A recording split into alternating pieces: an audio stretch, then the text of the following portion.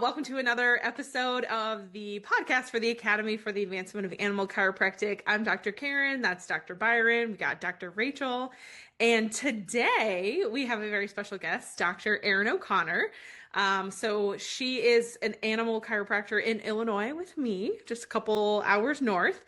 But she also owns a raw dog food company. So we're going to focus more on that, which is Farmcraft.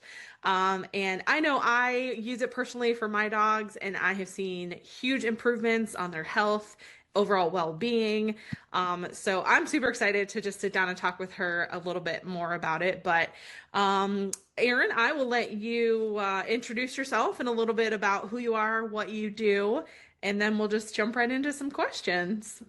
Yeah, so I am Dr. Erin O'Connor. I own Vitality Animal Chiropractic here in the Chicago suburbs. I'm in Aurora. And I also practice one day a week out of an animal hospital, holistic animal hospital. And I do raw feeding consults. I continued my education into nutrition about 12 years ago now. So I started offering consults to people that wanted to learn how to raw feed.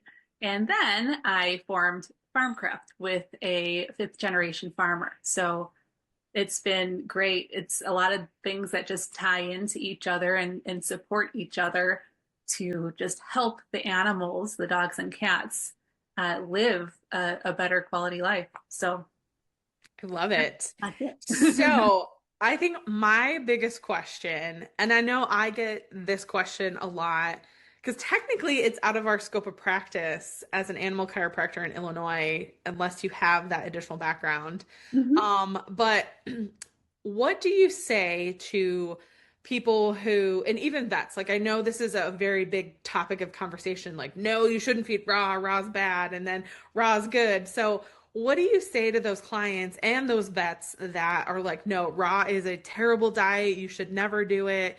And then, you get some of the inner fighting of that's just telling us we're wrong. Yeah. I mean, diet in dogs and cats is such a hot topic. If you look on any social media thread, people are just keyboard warriors behind their screens going, no, you can't do that. So sometimes if somebody's just really in their mindset of this is the best food, you can't really say too much. But if someone's open to finding out more, then sure, I will happily explain that. And the main reason for feeding raw is it's the natural diet of our dogs and cats. It's what they are physiologically designed for. So it's going to give all that proper fuel and nutrition to all the cells in their body, and it's going to help them thrive that way. You're not going to get that from something that looks like a pellet that you have in a bag with a never-ending shelf life that has flavor enhancers and dyes and preservatives and fillers and synthetic vitamins. You're not going to get that same response from that. You can't find anything that looks like kibble and canned food out in nature. So it makes a lot of sense if we just look back to nature, to our dogs and our cats' physiology. Yeah, for sure. I mean, I guess you can find some stuff about kibble, but it's poop. You don't want that. I mean, you're not going to find kibble growing on trees. No, that's what I meant. Yeah. Not to find anything pelleted out there. Not anything that you want to eat. Yeah. So then with that, like to kind of piggyback on that question, what are some of the misconceptions that you hear the most often about raw food? Yeah, there's probably a good amount of those. One of them is that the bacteria. So, oh my gosh, there's bacteria in raw food. You need to cook it to get the bacteria out. But when was the last time you had a coyote show up on your doorstep saying, hey, I caught the squirrel. Can you cook it for me? So they have the proper anatomy and physiology, like I was discussing before, to be able to digest it. They have such an acidic stomach acid pH that it is going to digest everything the way that it should. Even their GI tract is much shorter than ours or in herbivores. So it's meant to digest food that goes rancid quickly. Their TMJ only has up and down motion. We don't have that lateral motion in our dogs and cats, which we all know as animal chiropractors.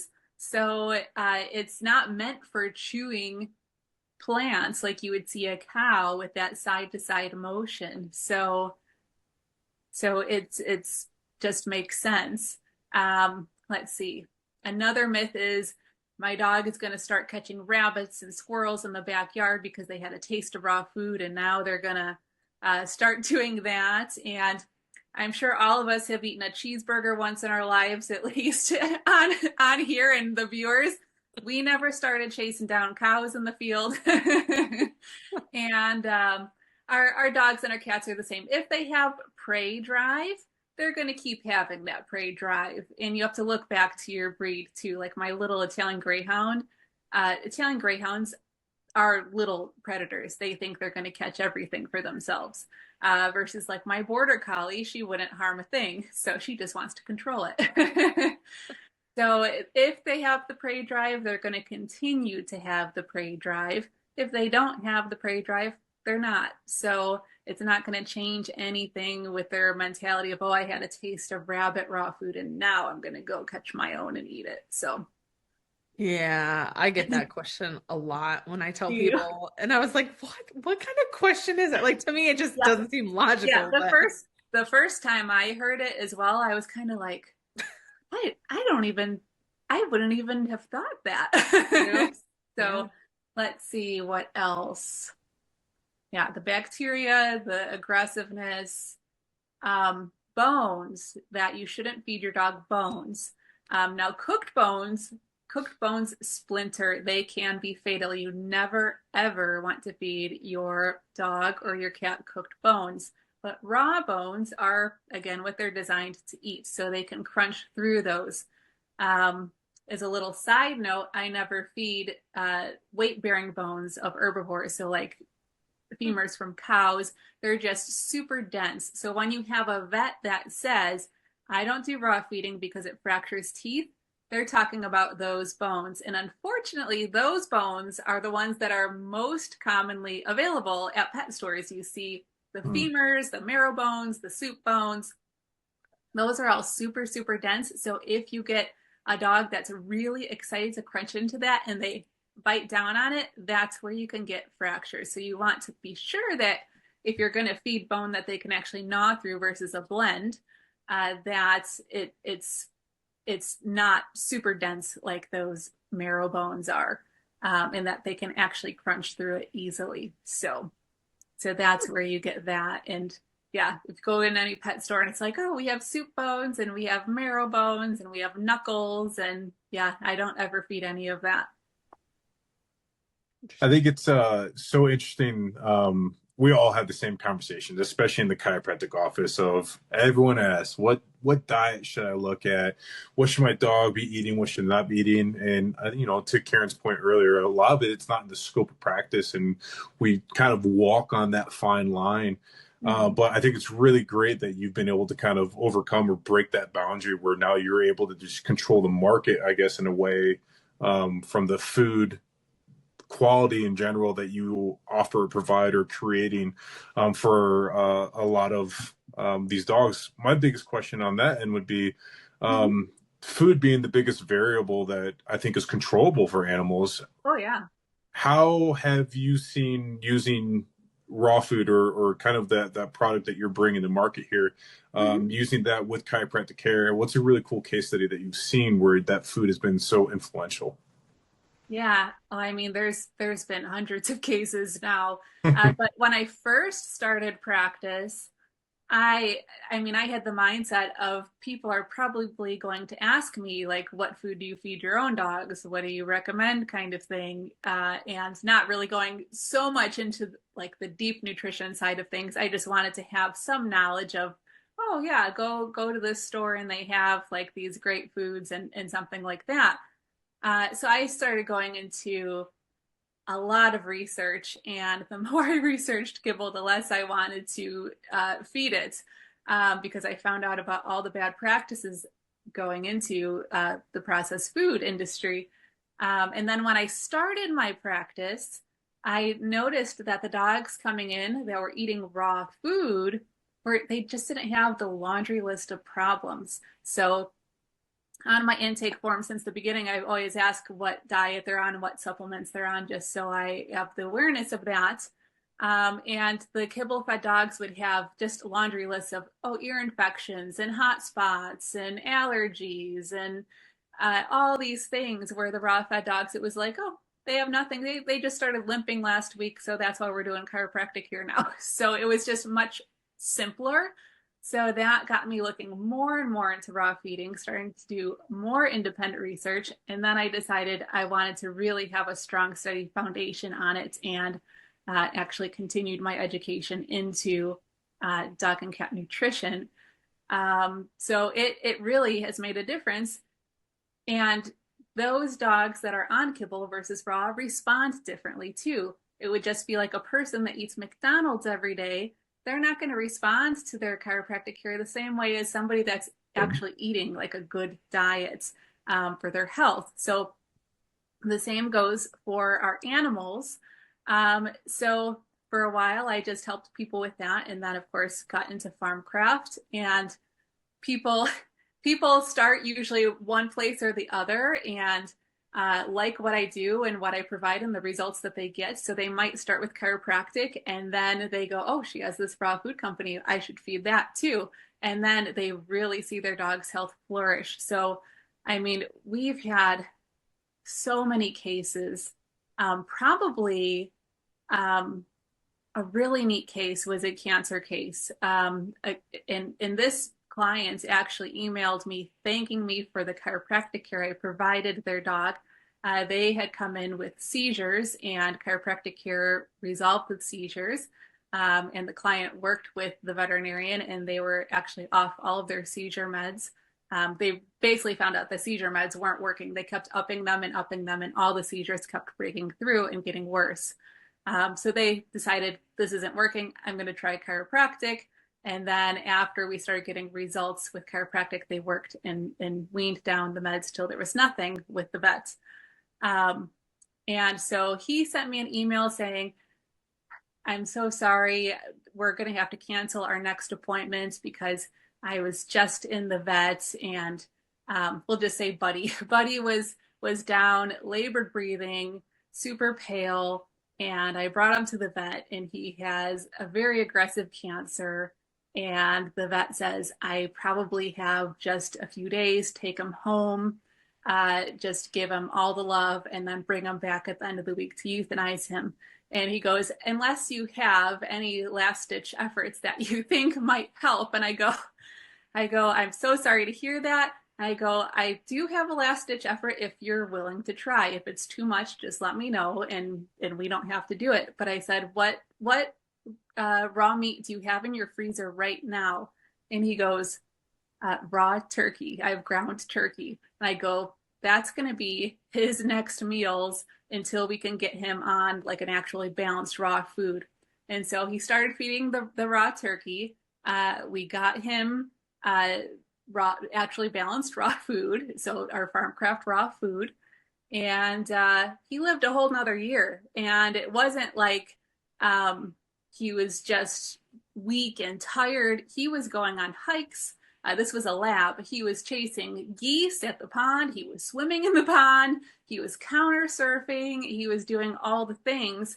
And about a year after that whole conversation and all the fun things he did, the owner started noticing he started losing some weight. He noticed a little bit of a change in his eyes, and he goes, I never want to see my dog down on the ground like he was that one day. So he made the decision to euthanize at that point, because he wanted him to live the best life until the end. So yeah, that added a whole year when the vet was like, you have a couple days, bring him home, give him all the love, bring him back. We'll put him down to the end of the week. And yeah, so that pet owner is forever grateful, because one, It took his lab, and this lab was adopted as a couch surfer because he was on all the seizure meds, which kind of just make them that way. So he thought he was adopting this very chill lab. And then once the seizures resolved and he was off the meds, he was your typical Labrador. And then when he thought he was going to lose him, he got a whole nother year. So, and that was due to the raw food. So now he had a couple smaller dogs. Those dogs switched over to Farmcraft as well. And yeah, he goes, I'm never going to feed kibble ever again. So, so it just made perfect sense. And he saw the change immediately. So that was a neat case. I mean, there's so many out there. Sometimes I get sent pictures and labs, and my vet said this is the best my dog's labs have ever looked, and they're 12 years old. Like, how is this? Like, this is amazing. So, yeah, it's awesome. That is like, let me just tell you, I am not an animal chiropractor, but I have not heard of this concept before, and I am loving every minute of this. So that is awesome. I wish I would have known about it, back in the day from my dog, who had, I think he had a brain tumor. It was back when I was super poor and couldn't afford anything. And it winds up being terrible, but I am loving every minute of this. I'm learning so much, and I'm probably going to go down a ton of rabbit holes after this. Yeah. And I mean, there still are people out there that have no idea raw feeding exists. And so sometimes when I have that conversation with people like, oh, have you considered raw food? They go, oh, how do you cook that? And I go, no, you don't cook it. It's raw. And they go, it's like raw meat. I go, yeah, meat, or well, I can't talk meat, bone, organ, and it's ground up and put in a bowl. So, but I mean, as a kid growing up, my dogs were on the worst of the worst food. They were on kibbles and bits, if you guys remember that. I don't even know if that exists anymore, but I mean, I think it does. It almost looked like plastic. It was almost like Play-Doh plasticky stuff. I don't even know how my dog survived on that. Yeah. But yeah, that's what they ate when I was a kid, because they had those amazing commercials on that hooked everyone in. I'm not going to sing a song because I played instruments in school and was not in choir.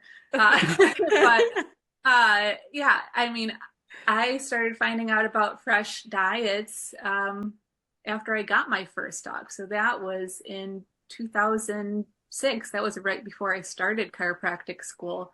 I just thought the only thing was kibble food and canned food that were out there. And there was a whole new world that I had never even knew about or considered. So that's so awesome. I love to hear it. So like switching slightly topics here, because you're a chiropractor first, correct? And then you did animal chiropractic afterwards and all that, right? So what kind of lessons from practice ownership carried over to launching your business? Was there anything that you carried over from chiropractic, or was it kind of the same? Again, learning here, totally naive. I know nothing. Yeah, you're saying from my office vitality animal chiropractic over to Farmcraft. Yeah. Yeah, I mean, running a business, no matter what you are providing or selling, I mean, you need consistency, you need communication, you need integrity. Running a practice is really just running a relationship business, being transparent in what you provide, and teaching people why you're doing what you are doing. And that basically did translate right over into Farmcraft. We're super transparent about our farming practices. We've done behind the scenes videos during processing, all of our food, cutting it into smaller chunks, putting it in the grinder, filling the chubs. So just being super transparent about everything, letting people know why they should do this for their pets and all the benefits from it. So, but yeah, I feel a lot of pet owners, especially these days, want that transparency. They want to know all of the details. So we provide that in both ways.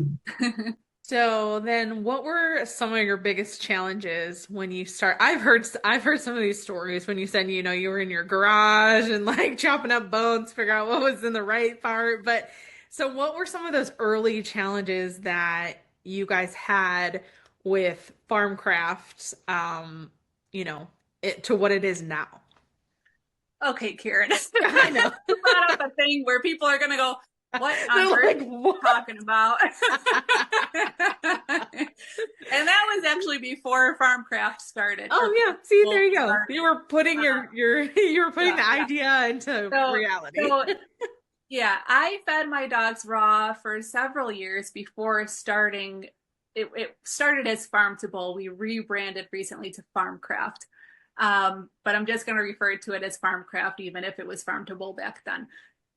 So I fed my dogs for many years with a raw diet, and I sourced it from lots of different places. I sourced it from actual companies that were getting meat and product from farms and grinding it down themselves, similar to the product that we provide. And then I also occasionally was doing like some commercial raw if I ran out of the stuff I was getting straight from the farm. And then people talk about raw food being expensive. Well, you could technically get free raw food. So on Facebook, I found a beautiful photo of a buck, and I posted that and I said, "Deer hunters, my dogs would love your scraps." And so I did a whole little post on that, and I had a couple hunting groups that gave me their scraps. That's So, this story. yeah, so I collected from them. One gave me everything packaged with nice butcher paper and everything, and I just popped it in my freezer. The other gave me the actual carcasses after they were done trimming all of their own meat. So those I had to break down myself. So I would go with black contractor bags, collect the carcasses, bring them home in my trunk, pull them out into my garage, and I would sawzall them down. So that is what Karen is referring to. My husband goes, "This is why the neighbors don't talk to us, because they think that you're a serial killer." Because I bring these black bags in the garage and saw them down and then put them in my freezer. But it's deer for my dogs. And they always knew whenever I had deer in the garage, they would be waiting at the garage door like, "We know that that is for us." So in the Your dogs, not your neighbors, right? What? I said your dogs, not your neighbors. Yeah. So that's what I was doing, and it was free. It was $0. So people say, "Oh, raw feeding is so expensive," and you could technically find very creative ways to source it. You don't have to buy Farmcraft. You don't have to go to the vet store and get the commercial raws. You could technically do it for free. It's more work. You have to make sure it's balanced. So, but if you have more time and you don't want to spend all that money towards food, then you don't have to. So that was pre-Farmcraft. We don't do anything like that at Farmcraft. We operate in USDA licensed facilities, not my garage. Yeah. So, but back to one of the biggest challenges it was actually keeping up with demand. So the beginning years, we were actually running out of rabbit and duck often. And of course, there were people that just really wanted only rabbit or only duck. And despite what people tell you, rabbits don't just breed just all the time and create babies all the time. So, and they're a smaller animal, so we need more of them to create a 30-pound case. So in the beginning, we were having trouble keeping up with keeping certain products in stock. Goat, we also had a little bit of difficulty with, but we got everything under control. I actually had to pull back from marketing for a while because I didn't want to market so much that we were bringing on too many new customers, and then we really couldn't keep up with the demand. So that was probably the hardest part of it all. And just dealing with weather sometimes, because we have Chicago area pickup locations, and the first pickup that we launched was actually during a polar vortex, and it was negative 36 degrees without the wind chill. So, and it was negative 50 something with the wind chill. And of course, farmers will do everything in any weather. So they drove the truck up from the farm and met everyone, and everyone was there to get their food. And so yeah, sometimes we have to deal with weather with that sort of thing, or FedEx just being FedEx. I'm sure all of us understand shipping and stuff gets lost and Yeah. nobody I wants the I boxes do out. DOT physicals for all of FedEx, so I get it. I hear the other sides of the story. So, okay, I'll have one follow-up question to that. So, speaking from my own experience, I know that there's a lot of different types of meat. So you have Mhm. like boar, beef, chicken, turkey, rabbit, goat, deer. Is there a particular type of food? So let's say, for example, people haven't been on a, or people, dogs and cats have not switched to the raw diet. So is there one that you recommend to start with, or if a dog has let's say like my dog, for example, you and I have had a consult with him a lot because he has a heart murmur. So are there better meats that are better for a particular ailment, or are they all kind of created equal? Can you talk about that a little bit? Yeah, yeah, sure. So basically, speaking from Farmcraft and what we offer, our most popular proteins are turkey, boar, beef, and then chicken, I believe, comes in fourth. So those tend to be the proteins that people start with. Unless they know, like my dog really does well on goat, then they would probably choose goat first. But you basically want to start with an average or lean fat protein. You don't want to start high fat because that can just be too rich for their system. It would be like one of us going out to a really fancy restaurant, having really rich food, and then doing it again the next day, and then doing it again the next day. And we're probably going to go, oh, I don't know if I really want to eat this a third or fourth day in a row. It was great, but my system just isn't ready for it. So same kind of goes for our dogs and cats. So that is duck and ram. So we don't cut the fat. Whatever is found in the animal, that's what we do. A lot of the commercial raws do cut the fat down. So our duck and our ram are close to between 20 to 25% fat. So we say get on some other proteins first for at least 3 or 4 months. If all of that goes well, normal stool, normal skin, normal gas, then you could introduce ram or duck. But just know that it is fattier. So in the beginning, you might have to mix with another food just to get them used to that. My dogs and my cat will eat anything that is in their bowl. It doesn't matter. So once they get used to it, then usually you're fine changing proteins even every day if you wanted to. But yeah, starting average or low fat is usually best. And if you know your dog or cat is good with a certain protein, I would choose that one. So otherwise, yeah, boar, turkey, beef, chicken, those are the most popular. Uh, for the heart murmur question, basically, and we know this is chiropractors, that if you want to support a certain organ, a lot of times feeding extracts of that or feeding that actual food can help support it. So there is heart in all of our blends. Of course, you might need additional like supplemental support as well, but we do have heart, we have liver, we have spleen and kidneys in some of our blends too. So that will help support those organs by feeding high quality, healthy organs. It helps to support those in our own dogs and cats as well. So Awesome. Perfect. Well, I'll let you two ask one final question so we're kind of on time. I'm gonna go out on a limb and say what I've learned is hashtag meat matters.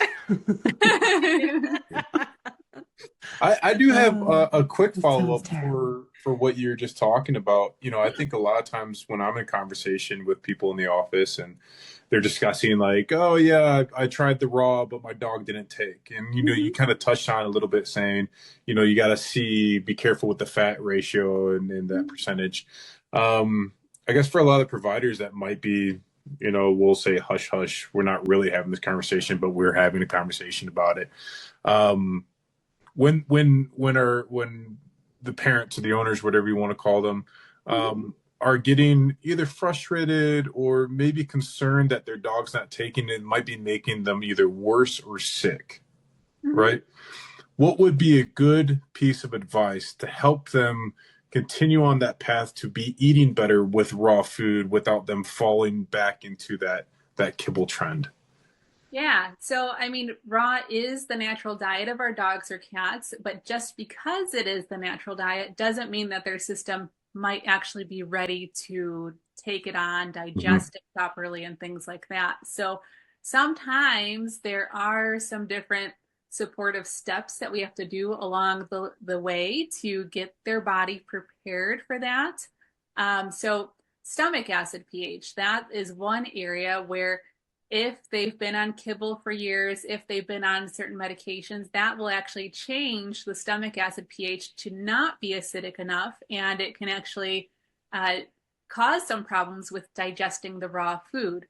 So sometimes we'll hear the dog vomited up the raw food almost immediately after they ate it, and usually that's a stomach acid pH issue. So sometimes we have to find what areas we need to support, or if a dog or cat has had a lot going on, there's different ways that we could prep their system ahead of time before they even introduce the first raw meal so that we can make it more successful. And a lot of times that just looks like probiotics and enzymes, having a fast before the first raw meal.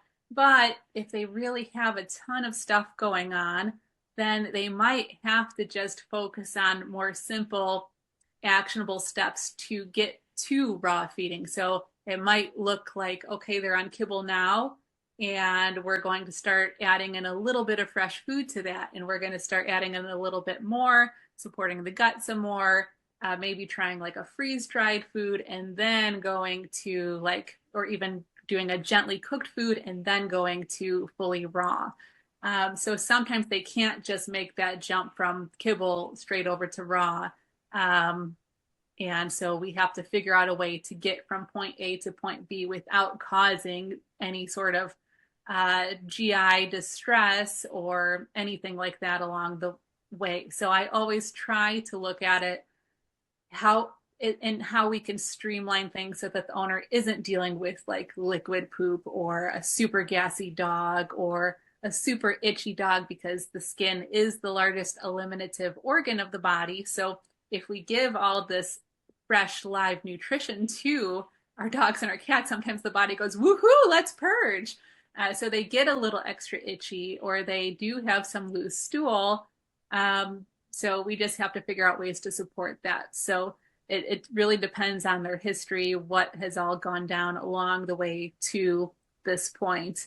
And so, yeah, sometimes we can't just jump straight into it. So that can make it more successful by keeping that in mind, seeing what has gone down and how to support them to get there. Awesome. I've got two questions for you, but we'll do one first. So if you could change one misconception about animal wellness or chiropractic, what would it be? In your world, if you could change a misconception, if you could pick one. If I could change one misconception, what would that be? I would say that natural means unscientific or pseudoscience. Mm, mhm, Don't mhm, we all know it? mhm, mhm. Natural does not mean that. So everything that we do, from raw feeding to chiropractic care, is grounded in physiology, anatomy, biology. Natural just simply means that it's aligned with how the body is designed to function. So it doesn't mean that we're just throwing willy-nilly at our dogs and hoping it works. There is a huge scientific basis behind it. So, Mhm. Yeah. Amen, girl. Amen. Yeah, I was like, Um, that's a great one. Last question, then we'll let Karen do some fun ones. But what's next for you guys? What's next for you in Farmcraft? Any exciting, oh goodness, I can't talk. Any exciting projects or goals you have coming up you want to share with the world? yeah, we don't have much changing on our food line. We have been working on a treat line. So we were hoping to have that treat line launched this year. It's been a bit of a process because we're trying to create a dehydrated treat that looks like these little patties. And if you've ever been on the website, you may have seen pictures of those treats. But in the actual production of it, we're having trouble getting the moisture levels just right. So we even hired on the smokehouse director of a college nearby to help us with that. And I don't want to add in any synthetics or anything like that or any preservatives because that kind of defeats the whole purpose of what I do. Right. Um, so we've been working on that. We've been kind of debating if we stick with that or we switch over to like a freeze-dried variety. So that still is in process of trying to figure out what we'd like to do there. Sometimes it can be a little difficult being partners with a super busy fifth generation farmer. Slagle Farms that I'm partners with, they do a whole lot. So they provide meats to high-end restaurants in the city and even some in the suburbs. They have a butcher shop. They provide some grocery stores with meats. And then, of course, they have the raw food company. They even have a cat litter company. They recycle cover crop into cat litter. So they are quite busy. So sometimes things like a treat line gets tabled for a little bit and then we reapproach it and discuss it. So it's been a process. I hope eventually we will have a treat line because our test product of it, dogs absolutely loved it. Even dogs that never would take treats from me in the room after an adjustment, they wholeheartedly took the Farmcraft treats. So like these are amazing. So hopefully we'll get there. My dogs will eat all that up whenever it happens. My dogs are very food motivated.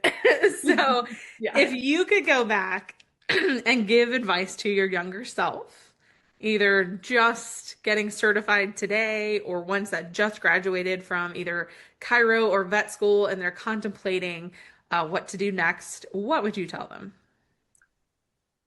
I would say that you don't have to have it all figured out. Follow your curiosities. My curiosities and my love has always been animals, even from a young age. So follow what you love, follow your calling, and don't be afraid to build something that doesn't exist yet. The unconventional path is usually the right one. And it's usually something that people are searching for. So follow what you love and do that. Figure out a way to make it something that you can provide for everybody. I love it. That's awesome. Any other last minute follow-up questions for either of your, or any comments that we didn't ask you about Dr. Erin that you're like, oh, this was really what I hoped somebody had asked? No, you guys asked a lot. You guys asked some pretty detailed questions. We try. But I get it. I mean, the people that are listening to this are going to be coming from a more educated mindset versus like just your average layperson with a pet. So yeah, I totally get it. Well, awesome. Well, we very much appreciate you jumping on our episode this week, and we'll make sure to put the link below so anybody can purchase. Before I say that, I'm in Illinois, so I know that I can get it, but do you ship everywhere in the US now? All 48 states. Of course, Okay. if you live in California, shipping cost is going to be almost as much as the actual raw food box. So we tend to focus more on the Midwest, but we do have people that want to ship out to California and want to ship out to Idaho. So we tend to have a lower price point than some of the commercial raws. So sometimes the shipping and the cost of the case balance out to whatever they were paying for a different food anyway. But a lot of our customers are in the Midwest, but there definitely are, they definitely are located all across the country. So we just don't ship to Alaska or Hawaii. That would never make it. You're like, no. I mean, I want to speak from personal. It is totally worth it. I highly recommend it for anybody who wants a personal experience about it and you don't want to ask Dr. Erin about it. I happily talk about raw food for my dogs in my experience, like every day. It's what I do. So, but thank you again so very much for jumping on with us. We'll make sure to post the link below. So, for those of you listening or watching that you have no idea where to buy Farmcraft, we'll make sure that you have access to that. And yeah, we'll see you guys next week.